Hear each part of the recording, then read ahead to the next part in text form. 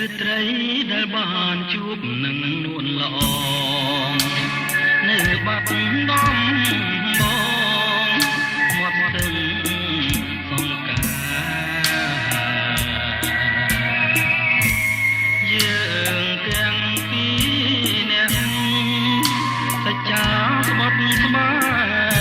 ក្រោមដួងព្រះខែរាំងពេញបរមី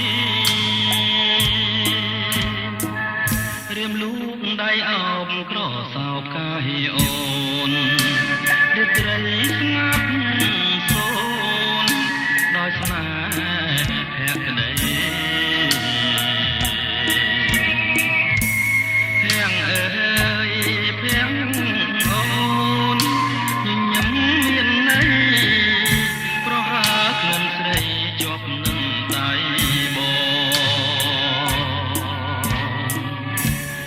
រីត្រីរនោចដូចផ្ដើមនឹកទៅសតែតវ៉ាសាស្រាប់ឆ្លើយឆ្លងជុំនួនពីងអូ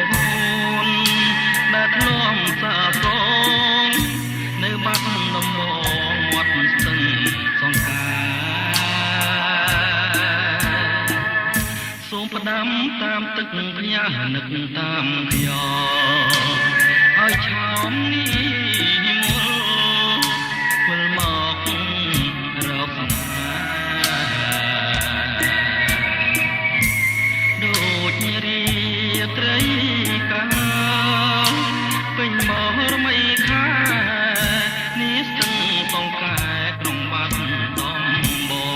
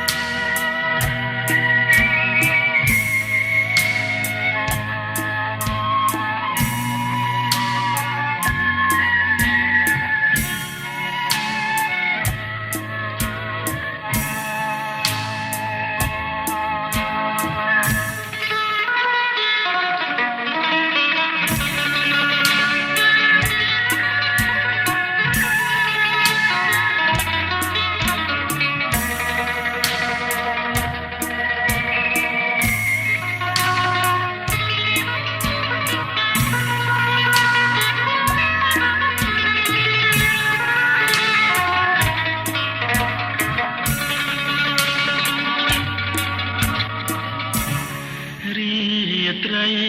រនោចដូចផ្ដើមនឹកទៅសតែតវ៉ាសាស្រាប់ឆ្លើយឆ្ល